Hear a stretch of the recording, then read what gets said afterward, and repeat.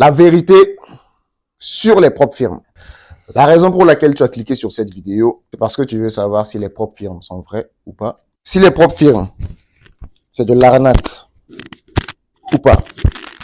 Et la raison pour laquelle moi aussi j'ai déposé cette caméra devant moi pour parler, c'est pour justement répondre à cette question. Donc, est-ce que les propres firmes, c'est de l'arnaque? La réponse est oui et non. Je vais vous dire pourquoi oui et je vais aussi vous dire pourquoi non. Commençons par le oui. Pourquoi ce n'est pas de l'arnaque? Alors, si aujourd'hui tu achètes un compte propre firme, peu importe le nom de cette propre firme. Donc, quand tu veux trader en propre firme, la première chose que tu dois faire, c'est que tu dois payer un challenge. Tu enlèves ton argent, tu payes le challenge. Tu vas passer une première phase. En général, c'est ce qui se passe. Tu vas passer une première phase, tu vas passer une deuxième phase et ensuite, tu vas avoir le compte sur lequel tu dois trader et faire de l'argent. Et en général, pour la première phase, ils vont te demander 10%. Pour la deuxième phase, ils vont te demander 5%. Et sur le compte que tu vas finalement avoir, peu importe ce que tu vas faire, voilà, il n'y a pas de pourcentage précis comme ça qu'ils demandent. Et lorsque tu fais du profit, ils vont en général, eux, ils te donnent 70% et 30%, c'est ce que eux, ils prennent. Si tu payes le challenge et que pour la première phase, tu valides tout, en respectant toutes les conditions, en remplissant toutes les conditions, tu vas passer à la deuxième phase, c'est-à-dire les 10%, les 5 jours minimum de trading en général. Tu valides tout ça, tu vas passer à la deuxième phase. Pour la deuxième phase aussi, voilà, les 5 jours minimum de trading ou bien les 5%, si tu valides tout ça, tu vas avoir le compte. Sans bien sûr dépasser les limites, parce qu'il y a des limites, sans dépasser les 5% maximum en une journée et sans dépasser aussi les 10% maximum pour tout le challenge. Et si tu valides tout ça pour la première phase et pour la deuxième phase, tu vas passer sur le vrai challenge. Quand tu vas finalement avoir le compte, ton propre compte financier. Et lorsque sur le compte financier, finalement, tu fais aussi du profit, tu es positif, tu fais peut-être 5%, 6%, sans dépasser les limites journalières et sans dépasser la limite finale, tu peux faire un retrait. Et si tu lances le retrait, en général, ils vont dire que toi, tu prends 70% et ils prennent 30%. Si tu lances le retrait, ils vont enlever leurs 30% et ils vont te payer les 70%. Sur ce côté-là, c'est pas de l'arnaque. Mais je vais t'expliquer pourquoi le non maintenant. C'est que le compte sur lequel tu vas finalement trader, en réalité, c'est un compte démo.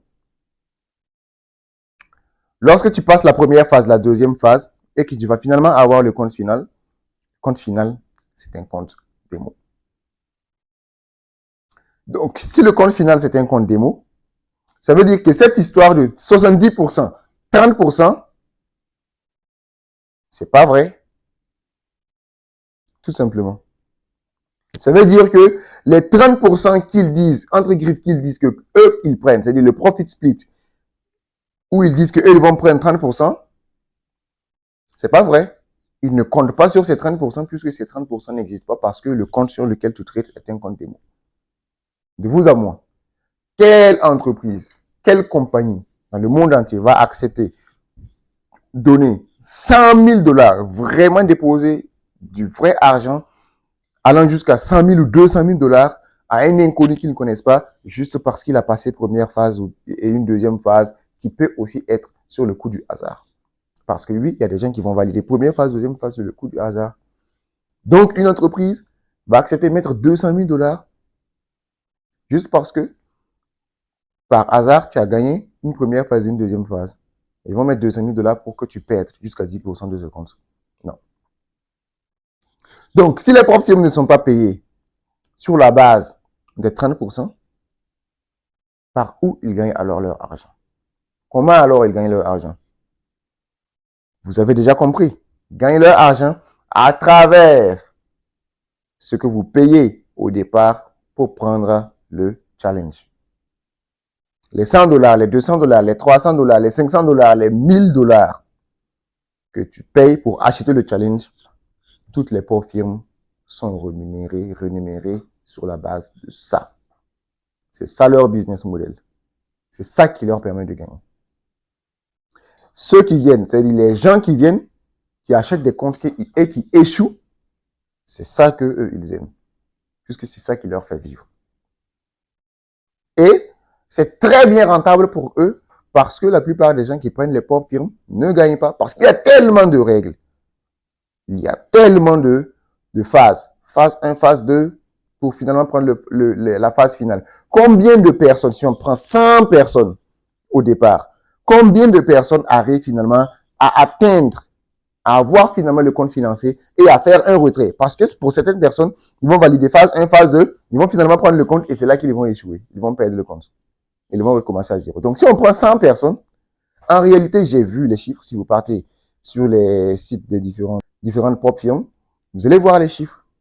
Ça ne dépasse pas 1 ou 2% qui vont finalement avoir un compte, trader, faire du profit et retirer. Donc, si tu prends sur 100 personnes, il y a seulement une seule personne qui va finalement gagner. Et si tu prends, par exemple, sur 100 personnes, si par exemple les 100 personnes ont payé 1000 dollars pour acheter le challenge, pour 100 personnes, ça fait combien? Ça fait 100 000 dollars.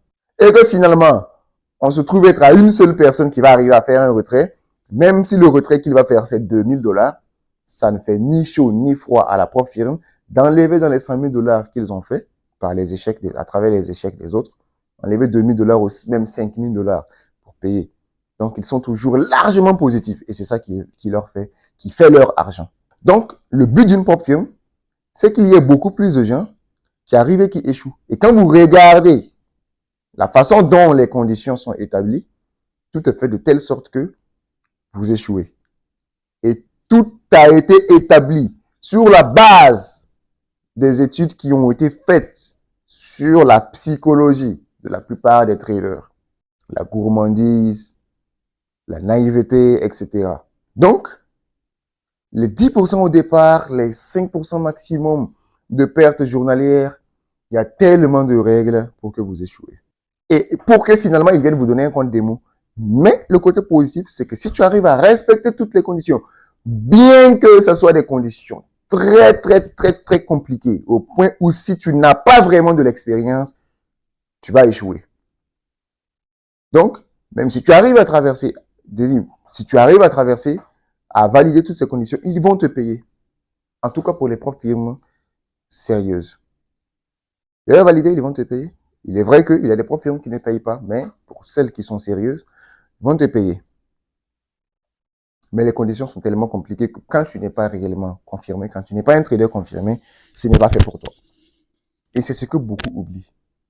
Il y a beaucoup de gens que lorsqu'ils entendent 10 000 dollars, 20 000 dollars, un capital de 20 000 dollars, un capital de 100 000 dollars, ils sont excités. Ils ont envie de voir pour eux, wesh, il y a beaucoup d'argent, donc forcément, il a la chance. Il voit déjà ce qu'il va gagner sans voir le risque qu'il est en train de prendre. Parce qu'il y a un grand risque que tu prends. Si tu n'arrives pas à amener un compte de 100 dollars vers 200 dollars, comment est-ce que tu seras capable de franchir et de respecter toutes ces conditions-là jusqu'à valider, jusqu'à avoir ton propre compte? Impossible. Donc, il y a des gens qui sont là, qui passent de propre firme en propre firme, de challenge en challenge. Ils payent 200 dollars, il échoue. Prend encore un autre 200 dollars. Il passe première phase, deuxième phase. Il arrive finalement sur le vrai compte, il échoue.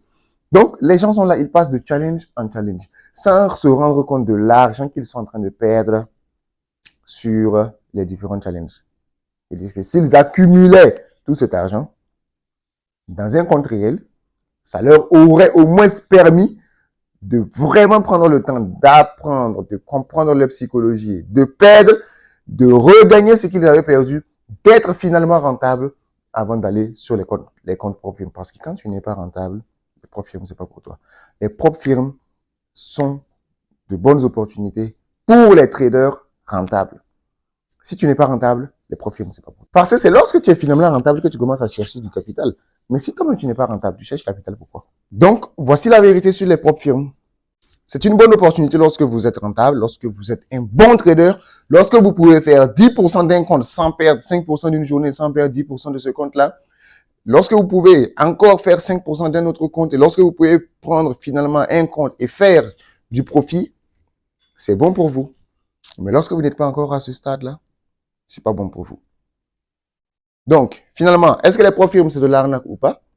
Ça dépend de qui vous êtes. Ça dépend de vous. C'est à vous de voir. À vous de voir. Est-ce que vous êtes un bon trader? Si vous êtes un bon trader, les propres firmes, c'est une bonne opportunité. Vous passez les challenges, vous faites votre profit, vous retirez ce profit, vous fondez votre capital personnel et vous partez. Vous êtes parti à partir de là. Mais lorsque vous n'êtes pas un bon trader, ça va être le début de vos problèmes. parce que vous allez passer de challenge en challenge, d'échec en échec, d'échec en échec, d'échec en échec. Et tout l'argent que vous allez perdre, vous auriez pu fonder ça dans un capital personnel et aller un peu. Quand est-ce que vous devez savoir que vous êtes bon? Fondez, même si c'est un petit capital, 100 dollars, 200 dollars. Tradez avec ça. Regardez comment vous êtes avec ça. Comment vous évoluez. Est-ce que vous faites du profit? Est-ce que vous arrivez à faire monter progressivement ce compte?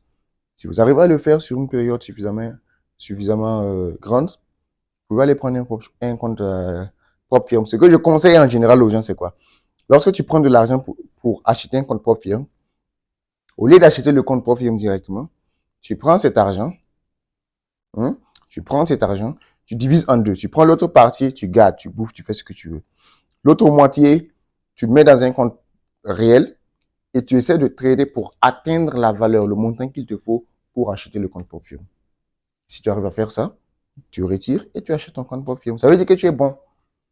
Donc, voici le sujet que j'avais prévu de développer pour vous. Dans une autre vidéo, je vous montrerai comment valider facilement les challenges propres firmes. Mais en attendant, portez-vous bien, abonnez-vous si ce n'est pas encore fait et on se retrouve dans une prochaine vidéo.